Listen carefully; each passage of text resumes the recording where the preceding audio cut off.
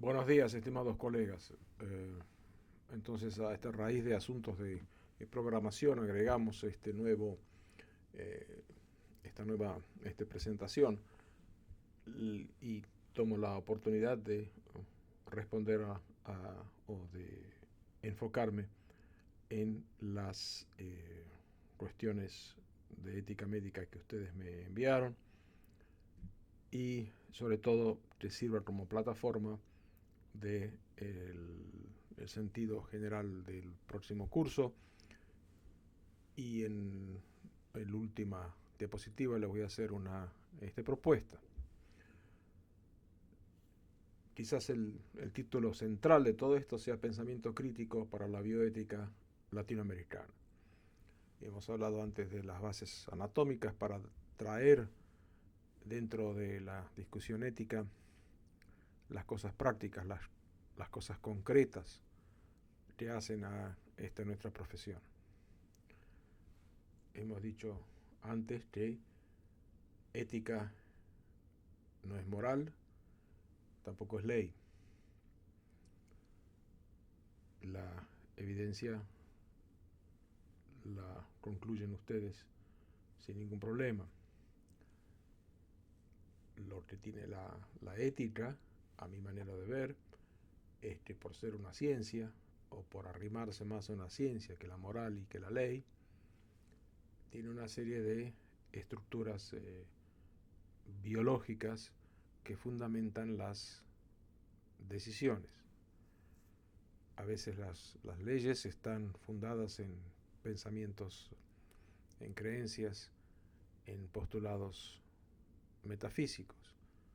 Lo mismo que las decisiones morales. Y bienvenido que así sea. Nada contra los pensamientos metafísicos.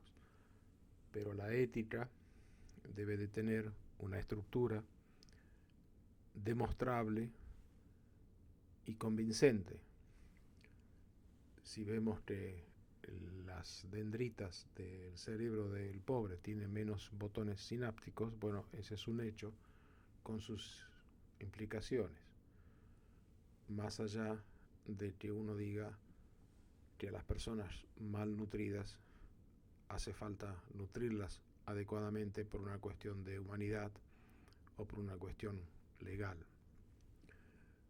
Nosotros somos trabajadores de la salud, nosotros somos médicos en el amplio sentido de la palabra. Médicos son los antropólogos, médicos son los epidemiólogos, médicos son las enfermeras, médicos son los laboratoristas.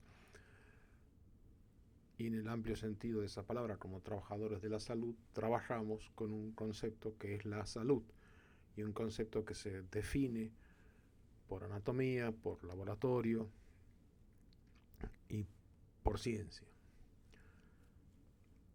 Un par de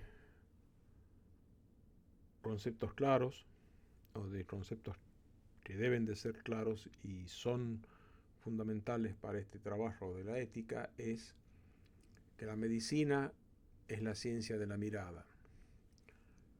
Con esto queríamos decir que nosotros decidimos dónde enfocamos nuestra atención. Enfocamos la atención en los botones sinápticos de la dendrita, enfocamos nuestra atención en la capacidad intelectual de la persona que ha sido mal alimentada durante toda su infancia, o expandimos nuestra mirada hacia la pobreza como una cuestión, como una enfermedad social. Nosotros decidimos en dónde vamos a poner nuestra atención. Todas son válidas. No es una más válida que la otra, o más noble o menos noble que la otra. Todas son válidas. No hay hechos sin interpretación de los hechos. Ni el más purista puede decir, no, la microglía que toma, que absorbe las partículas del ambiente contaminado, se destruye y por lo tanto al destruirle libera radicales libres que matan a la neurona. Ese es un hecho, pero hay una interpretación de un hecho que uno dice, bueno, pero eso significa que la polución provoca daño cerebral. Eso significa que existe una correlación entre la polución y la capacidad emotiva y moral de los individuos sobreexpuestos a la misma. Hay pruebas de eso, que aumenta la criminalidad en zonas de contaminación por plomo, en zonas de aumento de la contaminación ambiental. Es decir, uno interpreta el hecho. Y la otra, la más importante, y el sentido, la más importante para este curso, quiero decir, ¿no? La más importante para este curso y el sentido que le vamos a dar a esta clase y a las próximas clases es que la ética médica es parte de los recursos terapéuticos. Ética es medicina. Ética es tan medicina o es tan parte de los recursos terapéuticos como los antibióticos, como los gases anestésicos, como el instrumental quirúrgico, como la sonda vesical, es parte del recurso terapéutico. La ética no es una actitud elegante de los bien educados, de los amables, de los cariñosos, de los que dan este manito. No. Vamos a ver ahora con el análisis de los casos que la ética es parte de los recursos terapéuticos. ¿Cómo definimos ética? Habíamos dicho que es una actividad analítica en la cual los conceptos, las creencias, las actitudes, las emociones, las razones y los argumentos involucrados en la decisión moral son examinados críticamente. Las áreas de análisis son el consentimiento, la relación clínica, la confidencia, la investigación médica, la genética, los niños, los ancianos y los disminuidos físicamente y la distribución de los recursos. Esa definición de ética que es tan perfecta está en un artículo que uno dice qué relación tiene, es Medical Ethics and Islam, principios y prácticas, pero es una definición perfecta. Ha sido publicado en el Archive of Disease of Childhood en el 2001. Es una actividad analítica en la cual los conceptos, todos los elementos en la decisión moral son examinados críticamente. Vayamos a los casos que enviaron. Los casos que enviaron hay 2 o 3 específicamente enfocados en el consentimiento. Primer caso, reo al cual acompañan 3 oficiales. El médico del sistema penitenciario lo refirió por una hernia inguinal encarcerada. Al interrogarlo me refirió que la tenía desde hace varios años, que nunca le dieron asistencia médica en la cárcel, que hacía 3 días no se le reducía la hernia, que tenía un dolor intenso y progresivo, que hace 2 días no podía defecar. Al examinarlo y enviarle los estudios respectivos, me doy cuenta que tiene una hernia inguinoescrotal derecha.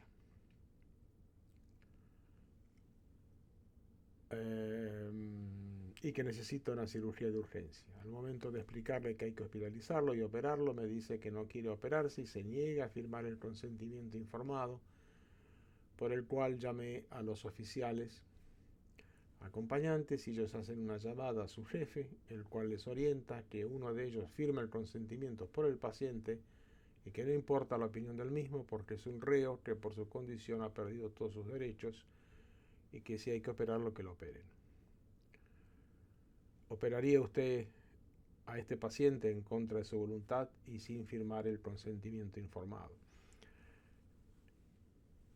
Cada uno tiene su posición respecto a esta específica y excelente pregunta del colega. Pero veamos cómo podemos trabajar en el análisis que nos permita una salida a este problema. Les repito de nuevo, la ética es parte del argumento terapéutico. La pregunta que el colega hace acá, y felicitaciones por el caso y por la pregunta que el colega hace acá es una pregunta terapéutica. ¿Operaría usted o no operaría usted? Que es tanto como decir, ¿operaría a la hernia inguinal o operaría disminuyendo, no sé, la presión intraabdominal? ¿Pondría usted una sonda antes o una sonda después? ¿Cerraría con catgut o con seda? Es decir, son todas preguntas terapéuticas. Si hacemos un razonamiento por deducción, ¿se acuerdan que era regla, caso, resultado? Regla, que es la explicación. Todo paciente debe consentir la cirugía. Caso, este paciente no consiente. Resultado, no opero a este paciente. Ese método deductivo. Si vamos a que yo pienso y que las normas de ética dicen que el paciente debe de consentir, pues no. Y el jefe del servicio penitenciario, con la mejor de las intenciones, dice, opérenlo porque es reo y quizás los reos no tengan ciertos derechos o privilegios de los ciudadanos. En muchos países los reos lo pierden y lo pierden para siempre. Acá creo que en Estados Unidos el que ha estado una vez preso que no puede votar nunca más, aunque esté libre. El razonamiento por inducción dice caso, resultado y regla. Caso, este paciente no consiente, no opero este paciente. Todo paciente debe consentir con la cirugía. Muy bien. Entonces estamos en un callejón sin salida. La deducción y la inducción no nos agregan mucho a este problema, para la solución de este problema. Pero si nos acordamos que la ética médica es parte de los recursos terapéuticos, hemos insistido previamente que una gran forma de razonar en el pensamiento crítico es el razonamiento por inferencia de la mejor explicación. Entonces tenemos regla, resultado y caso. La belleza de la inferencia de la mejor explicación es que termina en el caso. No empieza en el caso, sino que termina en el caso. Regla, explicación, todo paciente debe de consentir con la cirugía. Resultado pendiente del análisis del caso. Y el caso, entonces digamos, este paciente es un ciudadano de tantos años, preso por tal o cual razón, que no sabemos por el resumen, obviamente es un resumen. Me siento a su lado, le pido a los guardias que nos dejen solos para que la conversación sea privada. Le pregunto si tiene sed, un poco de agua, no va a demorar la eventual anestesia. Le hago un esquema del problema. Un esquema, mire, esto es una hernia, esto acá sale por acá, y la circulación no va, y es como si falta riego, hace alguna analogía. Y le hago un esquema del problema, le explico que de tener yo el mismo problema hubiera aceptado, y al final le digo que se tome un momento en soledad para decidir, y le reitero que voy a respetar su decisión. Lo que falta acá, en parte es, y le digo, y la otra opción es internarlo, darle antibióticos para prevenir la infección. No sé cuáles son las otras opciones, pero tiene que haber alguna otra opción. Y si la otra opción que hay es mandarlo de vuelta a la prisión, y ni siquiera al hospital del servicio penitenciario o al hospital del servicio penitenciario, pues bueno, explicarle. Entonces decirle, mire, usted tiene 2 o 3 opciones, pero de la misma manera en que tomamos una serie de recaudos antes de hacer cualquier intervención terapéutica, lavarse las manos, ponerse el barbijo, respetar las normas de higiene, o en la clínica médica leer el caso clínico antes, o tener los estudios a mano. Es decir, hay una serie de preparativos terapéuticos, clínicos, que los hacemos automáticamente. Pero a veces parece, y no sé cómo es este caso, no estoy hablando directamente al colega que los demandó, estoy usando su generosidad en compartir con nosotros para ejemplificar este concepto. Muchas veces con la ética hacemos, y yo me incluyo, caemos adelante con un papel y le decimos, mire, se va a operar, firme acá. O ya sabe que se va a operar, firme acá. Pero si uno toma las precauciones necesarias para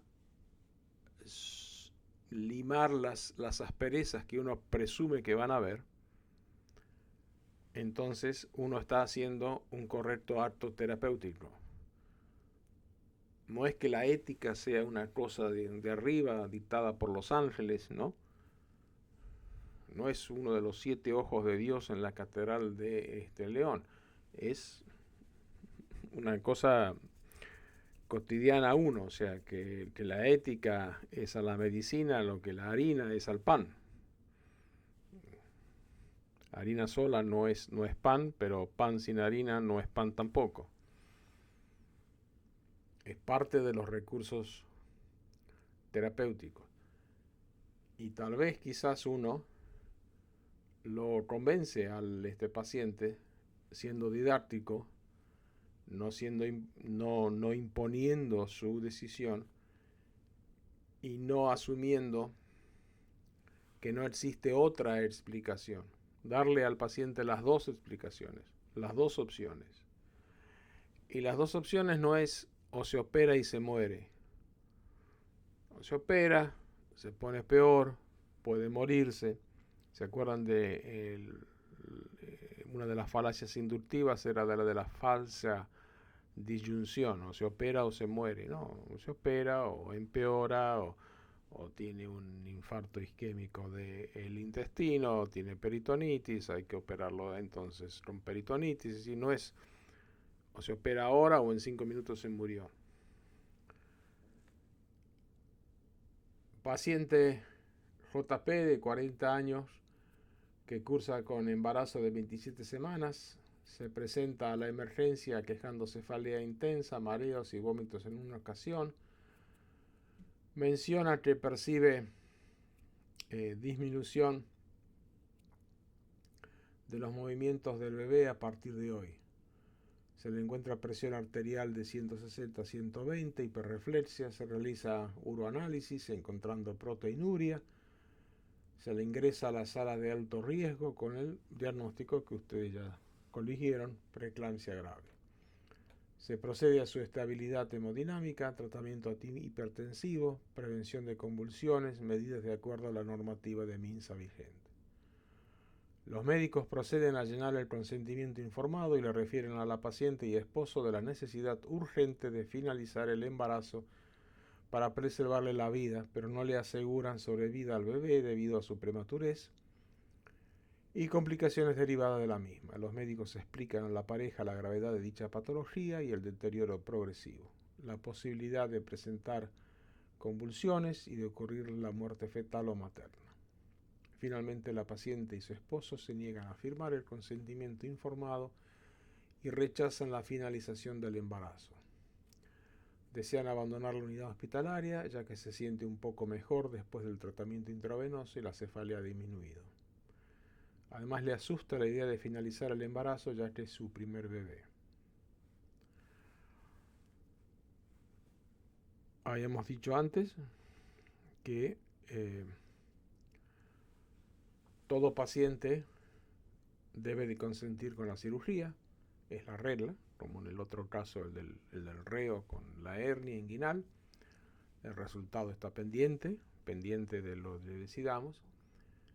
Y el caso ¿Qué me llama la atención del caso? Dice, los médicos proceden a llenar el consentimiento informado. Tiene que ser uno, tiene que ser el médico.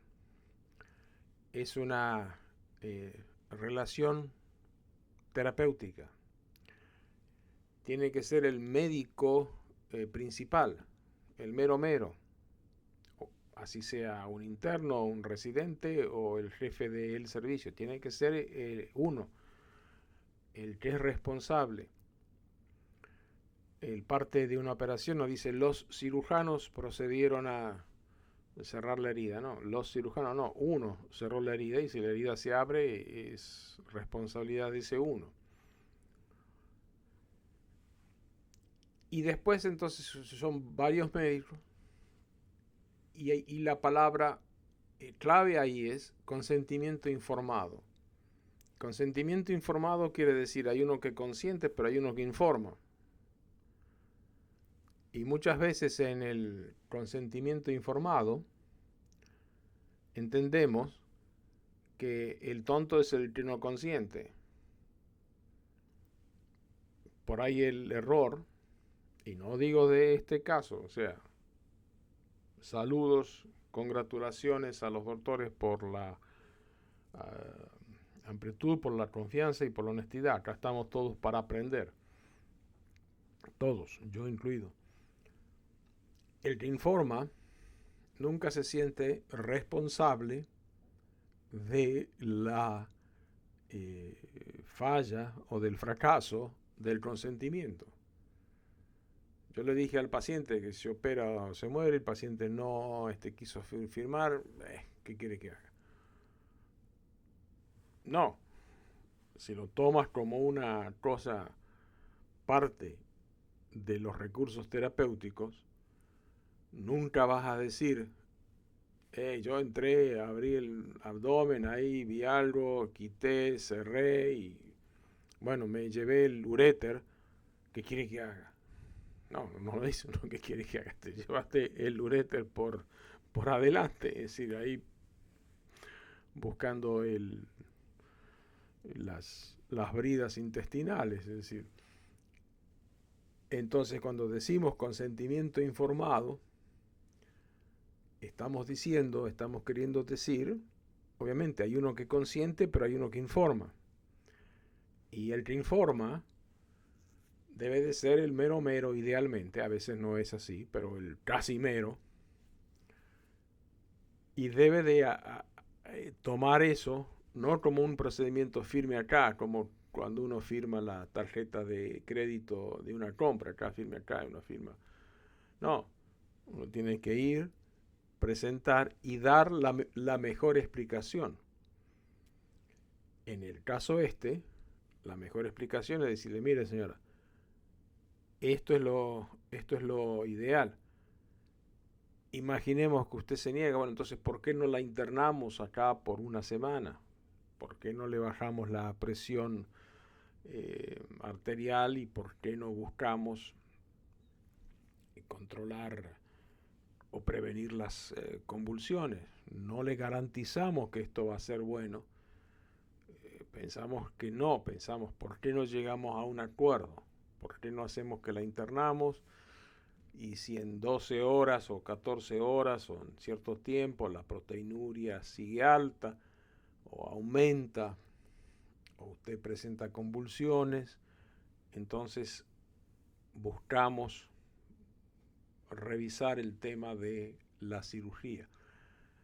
Es decir, en el primer momento cuando uno ve intuitivamente que el paciente se va a retobar, como decimos en mi tierra, por la idea de una cirugía, decir, bueno, a ver cómo lo esquivamos a esto. De la misma manera, cuando miramos una placa, y los ejemplos son quirúrgicos para mí porque son de esta acción, pero ustedes hacen las analogías necesarias, miramos una placa y vemos que el cerebelo está descendido por el tiar y bueno, entonces hacemos una incisión más alta o más baja en la columna cervical de acuerdo a lo que estamos viendo. Y es lo mismo acá, de acuerdo a lo que estamos viendo, a lo que percibimos. Por eso es importante que quien tome el consentimiento sea el de mayor experiencia posible, con lo que percibimos, con nuestras ideas, decimos, este paciente se me va a retobar, así que mejor empiezo, mejor voy preparado para seducir al paciente, para convencer a este paciente, pero no por la fuerza bruta, sino por el análisis, no por el miedo, sino por el análisis. Nadie quiere morirse y todos quieren que le expliquen. De eso quédese tranquilo. El otro caso, JP, de 29 años, casada, ama de casa, madre de 3 hijos, actualmente con embarazo confirmado de 8 semanas, presenta sintomatología de rinorrea, cefaleas, mialgias. Posteriormente refiere tener lesiones eritematosas en la cara, acude a su centro de salud, donde el ginecobstetra le hace el diagnóstico de rubiola y se realizan pruebas de inmunoglobulina M para rubiola que son positivas inmediatamente. Se transfiere al hospital donde confirman el diagnóstico con nuevos exámenes y se plantea la necesidad de realizarle aborto terapéutico por los graves daños causados que causa el virus al feto en esta etapa del embarazo. Doña JP rechaza terminantemente esta aplicación terapéutica, diciendo que es cristiana y que Dios no permitirá que su hijo le pase algo. Considera que el aborto terapéutico es un asesinato. Se le consulta a su esposo, quien también la rechaza. ¿Cuál es la solución que debe tener el médico ante un caso como este, donde se sabía el riesgo del feto de sufrir graves malformaciones congénitas, muchas de ellas compatibles con la vida? Este caso es más sencillo de lo que parece, porque que no es fácil, sencillo, que es distinto, porque la pregunta clave es quién es el paciente. ¿El paciente es el feto o el paciente es la mamá? Porque acá da la impresión que estamos pensando en el niño por nacer, que va a tener una serie de complicaciones y que sí las tuvo. Nos informan que el niño nació y 30 días después nació con una serie de malformaciones congénitas esperables y falleció 30 días después. Pero el paciente nuestro acá es la madre. Y la madre dice, no quiero que me hagan nada, algo, por esta razón y por la otra. En el caso del reo, o en el caso reciente, los argumentos, el de la preeclampsia, los argumentos son biológicos. Mire, sucede cuando usted tiene una presión alta, existe daño renal, el niño trae, el niño acá, explica, y estos son los mejores pasos por esta razón. Acá o lo traemos al Papa Francisco, y que seguro que el Papa va a estar de acuerdo con la familia, o nada, no hay argumento más que el de explicarle a la señora. Pero ¿por qué involucrarse en ese argumento cuando la paciente es la señora? No el feto. En el caso de la preeclampsia, bueno, por lo menos había también riesgo para la madre. Y uno puede decirle al padre, mire, es su primer hijo, perderá, pero podrá tener otros, aunque la señora tiene ya 40 años, pero no importa. En cambio, en la pregunta fundamental es, ¿quién es la paciente? El argumento que los colegas dan para favorecer el aborto terapéutico es por el niño. Y a mi manera de ver, otra vez, es quién es la paciente. Otro caso, se trata de una paciente embarazada cuya edad gestacional es de término, pero que sufre de un tumor maligno en la fosa posterior, específicamente en el cerebelo. La neoplasia le comprimió severamente el cuarto ventrículo y le causó hidrocefalia supratentorial severa con herniación de las amígdalas cerebelosas de 11 milímetros. Provocó cefalea intensa, desorientación, trastornos marcados de la marcha. El equipo médico decidió realizar una cesárea. 37 semanas. Se realizó una intervención quirúrgica para colocar una válvula de derivación ventrículo-peritoneal con el objetivo de disminuir la hidrocefalia y eliminar los síntomas clínicos arriba mencionados. Se pensó que en una segunda cirugía se resecaría el tumor maligno de la fosa posterior, pero la paciente presenta un hematocrito muy bajo y anemia severa, claro, por el embarazo más la cesárea, ¿no? Y más la hidrocefalia. Es decir, siempre se pierde un poco de sangre en todas estas cirugías y sumatoriamente llegan a... O sea, no es raro esto.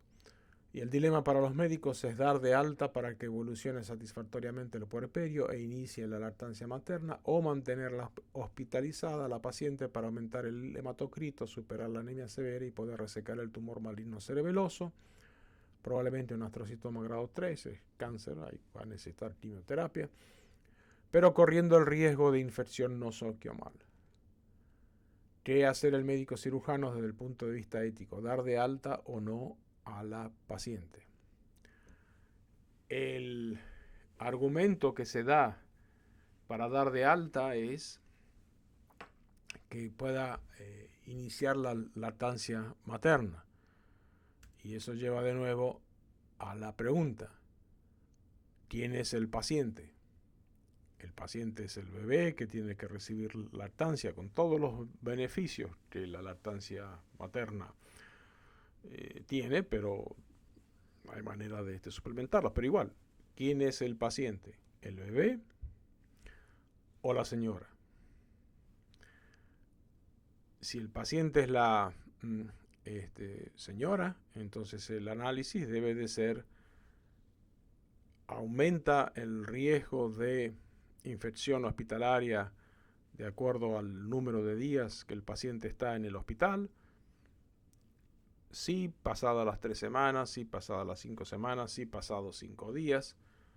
¿Podemos subir el hematocrito antes de caer en la zona de alto riesgo de infección nosocomial? O, si es así, podemos darle antibióticos preventivos en base a la estadística, que sabemos cuáles son los gérmenes más comunes en nuestro hospital, hasta que el hematocrito suba. O podemos hacer un tratamiento intenso y en 3 días subimos el hematocrito con eritropoyetina, con transfusión, quizás conseguimos donantes y transfundimos. Y listo. Pero las preguntas deben de hacerse en relación a los conceptos biológicos. La medicina es la ciencia de la mirada. Pensamos en la lactancia y en la satisfacción que le va a dar a la madre lactar a su hijo, pero también estamos hablando de una cirugía de fosa posterior de a lo sumo 3 semanas entre tiempo para subir el hematocrito y posoperatorio. La señora está de vuelta en su casa y hasta que se empiece la quimioterapia quizás pueda ponerse un poco pueda darle el pecho a su hijo o a su hija. Pero sabemos que una vez que se le empieza a hacer quimioterapia, tal conducta por ahí no va a ser posible. A lo que voy es a esto, que nos debemos preguntar: ¿quién es el paciente? La señora. ¿Cuáles son los riesgos de la señora? El tumor. En el tumor, ¿cuáles son los elementos importantes de que nos impiden iniciar una cirugía ahora? Hematocrito, riesgo de infección, en fin. Trabajar específicamente las preguntas en el paciente, porque la pregunta ética, la actitud ética, es parte de la terapéutica.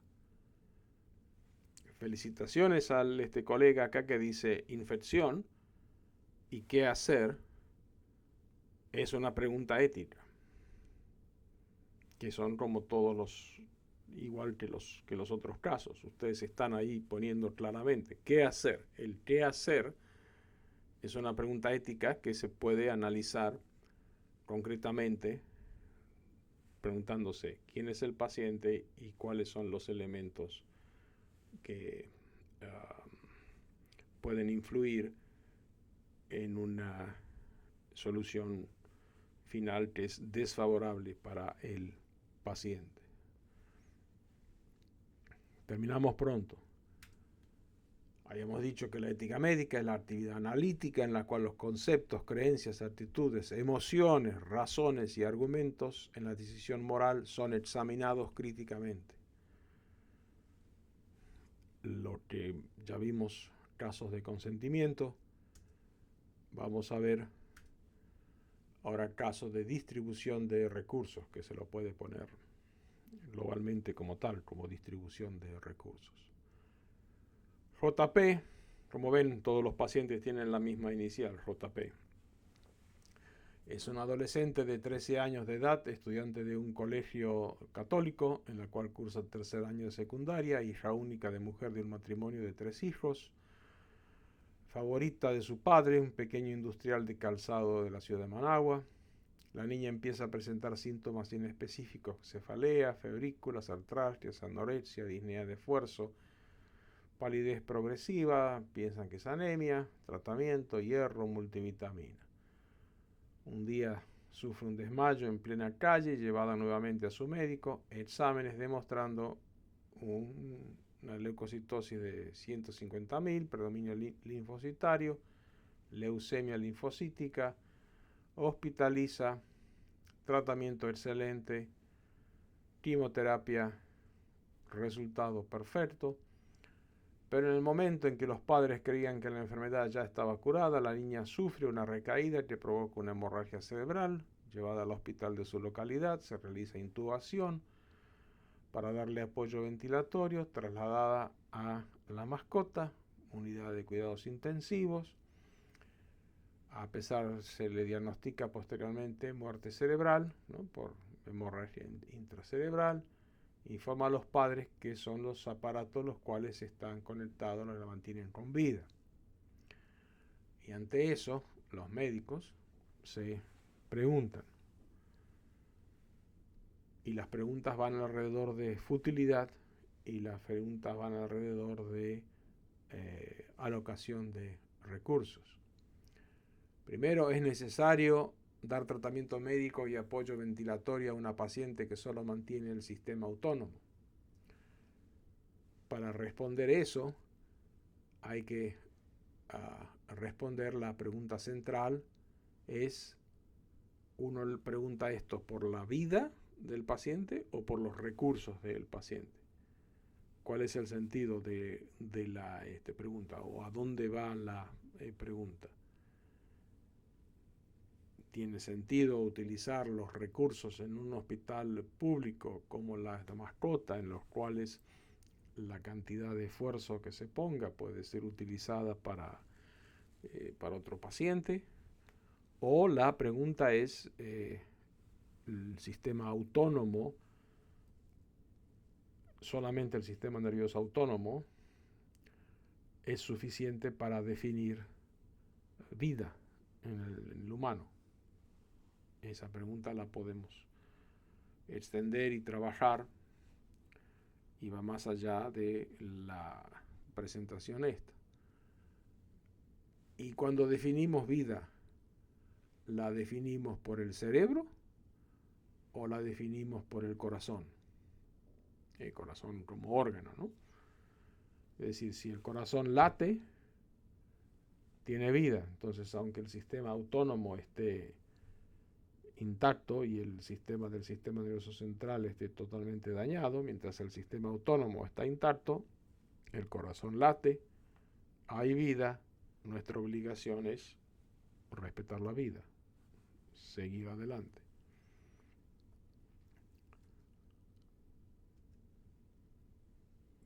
La segunda pregunta: ¿podemos decir que todas estas medidas no son algo más que se conoce como ensañamiento terapéutico?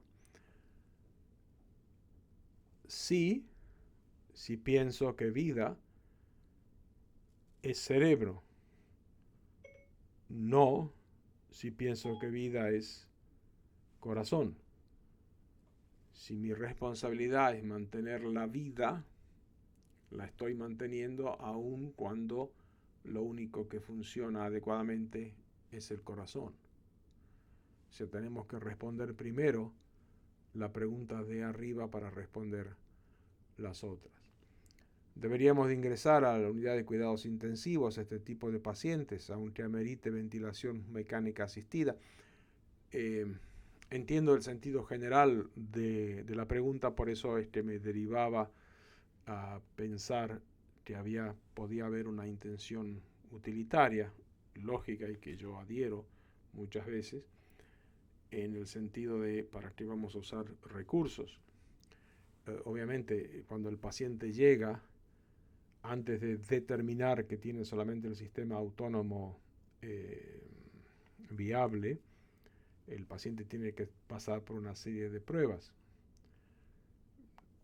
que solamente pueden hacerse adecuadamente en la unidad de terapia intensiva, yo me imagino.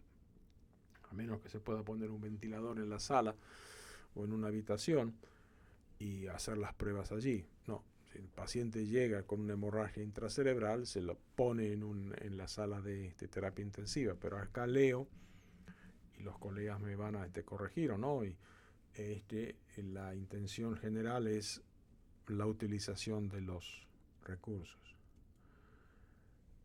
Y después sería correcto desconectar a esta paciente de los aparatos que la mantienen viva. Acá los colegas, al hacer esta pregunta, se están prácticamente respondiendo de que vida es corazón latiendo.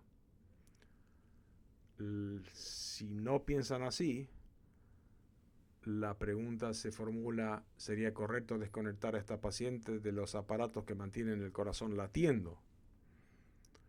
Porque si pensamos que la mantiene viva, y no, está viva, no la vamos a matar. Pero si pensamos con un diagnóstico, con la presunción de una muerte cerebral,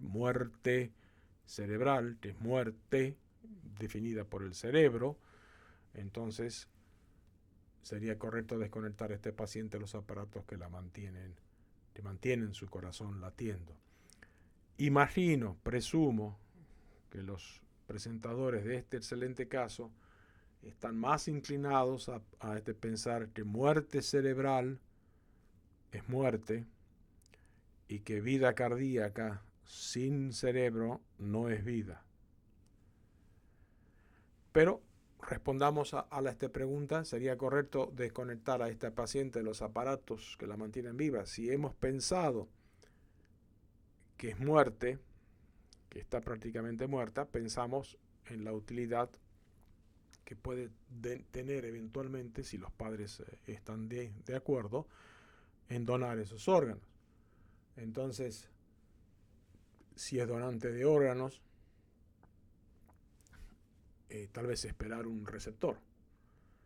Entonces, es correcto desconectar así, bueno, está en muerte cerebral, ¡pum!, desconectamos. No, espérate un poquito, tiene un par de riñones, aunque no hagamos todavía trasplantes de corazón en Nicaragua, por ahí es trasplante de riñón, trasplante de córnea, no sé.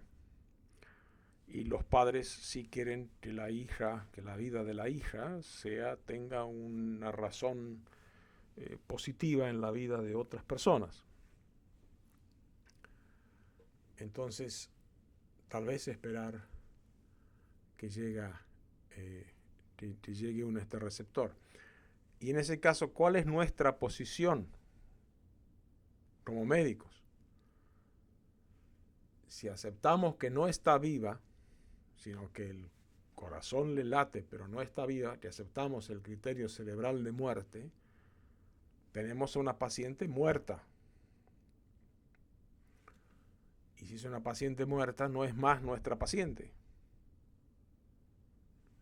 No es más nuestra paciente y el paciente pasa a ser el potencial receptor. El médico principal es el médico de este trasplante, o si son enfermos renales. Es decir, no es más la paciente del colega de la terapia intensiva, no es más la paciente de los hematólogos que trataron su leucemia, o de los neurocirujanos que evaluaron la posibilidad de remover el hematoma intracerebral. Por las dudas, aclaro, si pensamos que la persona está viva, es nuestra paciente. Si hemos agarrado ese concepto de que el corazón, y ya me repito, ya sé, pero por las dudas, que no se diga que yo estoy a favor o en contra, digo que si adherimos al principio de muerte cerebral como definición de muerte, entonces adherimos al principio de que la paciente está muerta. Hemos hecho las pruebas, hemos esperado 24 horas, las hemos hecho de nuevo, hemos demostrado que la paciente tiene muerte cerebral y que aceptamos que está muerta.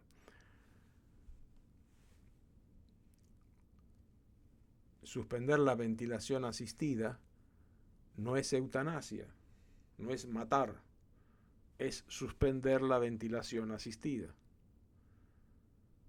Suspendemos la ventilación asistida una vez que hemos colectado los órganos, si es que los padres están de acuerdo, si es que ha habido un donante, en fin, todas las otras cosas que pueden ser. Entonces, como no podemos colectar el corazón porque no hay todavía unidades de trasplante cardíaco, pero si la va a haber un día, entonces desconectamos la ventilación asistida, ayudamos el traslado biológico del cuerpo de un estado intermedio, un limbo, a una absoluta nada.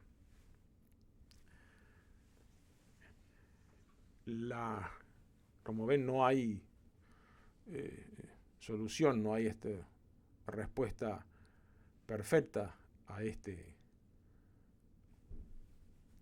problema. Lo que sacamos o colegimos de esto es que todo caso amerita una discusión más profunda que lo que a veces hacemos en las discusiones éticas. Cuando discutimos antibióticos, discutimos las indicaciones, las contraindicaciones, la disponibilidad en la farmacia del hospital o la posibilidad del paciente de comprarlo si es un antibiótico excesivamente caro, cómo hacemos las combinaciones, cómo esos antibióticos se contraindican con otras medicinas que el paciente está teniendo, o con otros aspectos de su cuadro clínico, o si el paciente está en quimioterapia, darle antibióticos muy fuertes o muy poderosos le va a reducir las defensas. En fin, hacemos todo un análisis para el simple hecho de saber si indicamos antibiótico A a un paciente con neumonía. Esa misma intensidad de análisis la debemos hacer con las preguntas y con los casos éticos. ¿Le doy antibióticos, sí o no? Sí, eso lo hace un alumno de medicina de primer mes, ni siquiera el primer año. Va al libro, se fija y dice sí, no. El jefe de un servicio de medicina interna o un graduado de este curso dice no, veamos qué pasa, ahondemos, analicemos críticamente todos los elementos que hay en esto, ¿no? La propuesta, ya voy casi 50 minutos de esto, la propuesta final es esta: juntemos de acá a fin de año 50 casos y hagamos un manual de ética latinoamericana donde los autores somos todos nosotros, un manual que lo va a editar, Dios mediante, la editorial de la UNAM Managua, y en vez de ser una cosa teórica aburrida, presentamos un primer capítulo donde damos las bases y los fundamentos del análisis crítico que ustedes están teniendo, Y luego vamos analizando caso por caso, y lo vamos agrupando en distintas categorías. Idealmente debemos tener casos donde se trata de investigación médica, confidencia, genética, niños, ancianos disminuidos, distribución de recursos, que no tienen que ser cada uno con su propio parámetro, ¿no? Hacia genética, informamos o no informamos a ciertos pacientes que son portadores de una enfermedad congénita dominante, pueden tener hijos o no, en niños, cuál es la representación de los padres, en los ancianos, en los disminuidos físicamente, quién los representa, distribución de recursos, que es el tema más interesante para mí, confidencia, ¿no? Como han visto ustedes, hemos mantenido el anonimato de los pacientes, cuál es la relación clínica entre el paciente y el médico, y el consentimiento, sí o no. Si juntamos 5 casos, ya tenemos 5 o 6. Vamos juntando y ponemos, como dije, de autores entramos todos, analizamos, usamos esos casos, los usamos obviamente con anonimato, le podemos dar ciertas vueltas a la historia, si es que la historia expone quién es o dónde ha sido atendido este paciente, vamos hacia el mismo hecho, y esos 50 casos pueden ser la primera tarea de investigación y publicación de ustedes, y puede ser una fantástica contribución de la UNAM Managua y de este curso a la literatura médica. Muchísimas gracias, felicitaciones, y ojalá pase el segundo video, el que le mandé la semana pasada, porque los felicito de nuevo y no me voy a cansar de felicitarlos, se lo merecen. Y otra vez, el nivel de las preguntas que ustedes hicieron a través de todos los casos, excelente, excelente. Y como les digo siempre, no tengo por qué dándole a tole con el dedo, no tengo ninguna relación de dependencia con ustedes, más que mi sincera admiración. Muchísimas gracias y hasta la próxima.